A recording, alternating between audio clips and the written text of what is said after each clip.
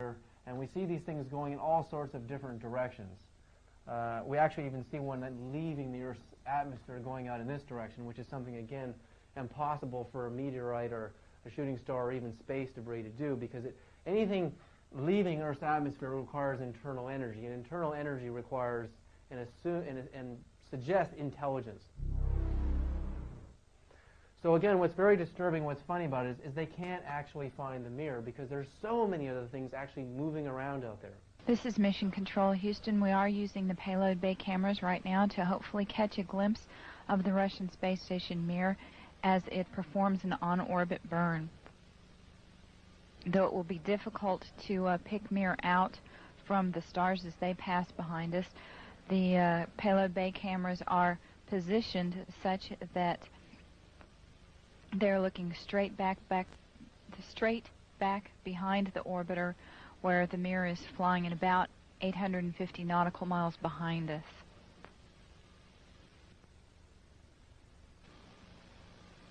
No joy from here, Story. Hope it was a good one, though, for our friends. Thank you, sir. We could not see it here either. We'll wait 2 or 3 more minutes till sunrise, and then at that time give you a go for KU stow. We're at a mission elapsed time of 7 days, 13 hours, and 17 minutes. This is Mission Control Houston.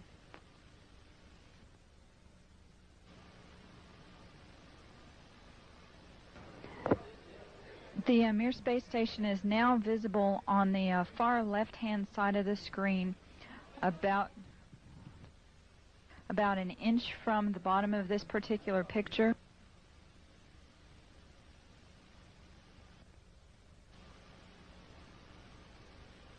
Okay, the Mir space station is the small flashing light in the center, about an inch from Camera Charlie on a monitor. The left-hand side of the screen. It's slowly... Tally-ho on the camera. It is slowly moving closer to the left-hand side and is has a very light flashing to it. We think on the middle of the screen, way to the left-hand side.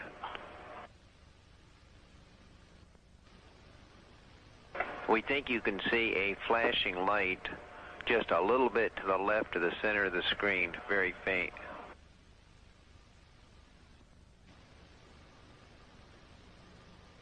Yeah, we do see something flashing visually, but we're not sure that might be...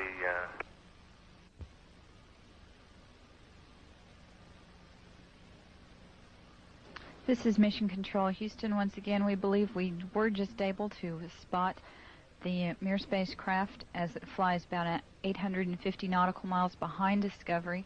So you just saw the footage. You saw a lot of things streaking out there. You saw the confusion of the astronauts trying to find the space station in Mir, and in the end, they never really find it. Again, if what we're looking at as the number one contention of NASA is everything on these videotapes is just debris floating by, and we're seeing optical illusions. Do you really think an astronaut can't tell the difference between the space station in Mir and a piece of debris, a piece of dust, or a cookie crumb floating through space?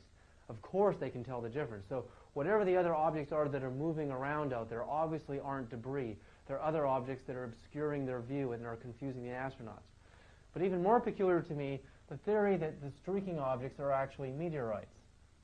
If the streaking objects were really meteors, then why do they never appear in this video to burn up and disintegrate into the atmosphere? If they were meteors, they should behave like them. And even more curious, as the shuttle is flying 200 miles above the top of the atmosphere, why are we seeing meteors at all? In theory, they should be invisible, dark bodies until they strike the upper atmosphere and start to produce a meteoric burn, making them luminous and clearly visible. But many of these streaking objects are highly luminous way above the top of the atmosphere. Could they be unidentified flying objects?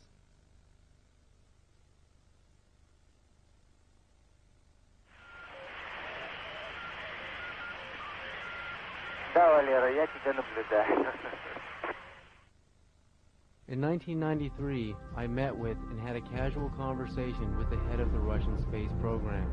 He didn't speak English, but through an interpreter, a young Russian woman, I asked him if the Russian cosmonauts had ever seen UFOs. He laughed but answered my question. We have never seen anything like that. If the cosmonauts had seen UFOs, I would be the first one to know about it. But there has been some evidence from the Russian cosmonauts saying they had actually seen flying saucers on recent missions to the Mir. A Russian cosmonaut named Alexander Baladin stated at a UFO convention that flying saucers have come into close proximity to the Mir space station many times. He added there is sufficient evidence to warrant a scientific study of the phenomena and that it is time that world governments officially acknowledge the UFO phenomenon's existence. Baladin disclosed December 23, 1998, during an international ufology forum in Brazil, that he and fellow cosmonaut Musa Manarov had seen UFOs. During docking operations between his space capsule and the Mir, Baladin saw a glowing object a short distance away. Could these be the same lights that are being witnessed on this NASA Russian space station Mir sequence? Musa Manarov captured the UFOs on videotape that was shown during the UFO Congress in Brazil. Baladin claimed that the recording and other evidence presented during the Congress must be studied by an international scientific commission. Why were Russian cosmonauts coming forward to tell their stories while American astronauts wouldn't breathe a word? Were the Russian cosmonauts more excited about sharing information on intelligent contact with extraterrestrials and with the world than Americans?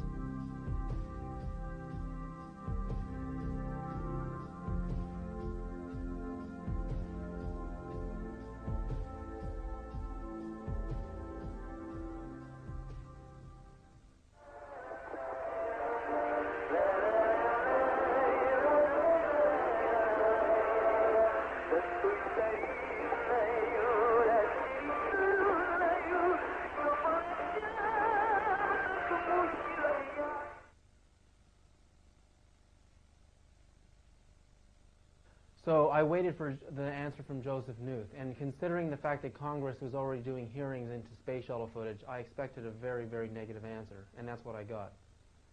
The letter reads, Dear Mr. Sarita, I did look carefully at the video you sent, and I really must apologize to you for not replying sooner. The objects that were on the video appear to me to be floating debris from the cargo bay of the space shuttle.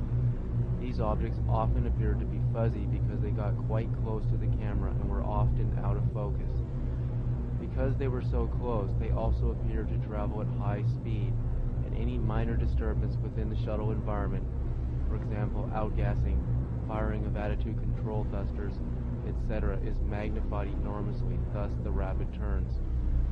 The spotty illumination and shadowing in the bay can also make objects suddenly appear or disappear. I saw a wealth of similar debris come up off the floor and out of many minor crevices during microgravity flights on the KC-135. The space shuttle is a notoriously dirty environment by any laboratory standards. That's why they always close up any shuttle service and buy the shuttle well before it gets too near. This is especially true for satellites such as the Hubble Space Telescope with high-precision optics. Again, I do apologize for not responding sooner. Signed, Joe Knuth. The point of philosophy is to start with something so simple as not to seem worth stating, and to end with something so paradoxical that no one will believe it. Bertrand Russell. The alternative space program theory hypothesizes that while NASA is launching the space shuttle and the Apollo missions to the moon, there is this secret, hidden space program that is going on behind closed doors. Deep inside of secret Air Force bases and research labs, black op projects are developing very, very high technology and high space technology vehicles that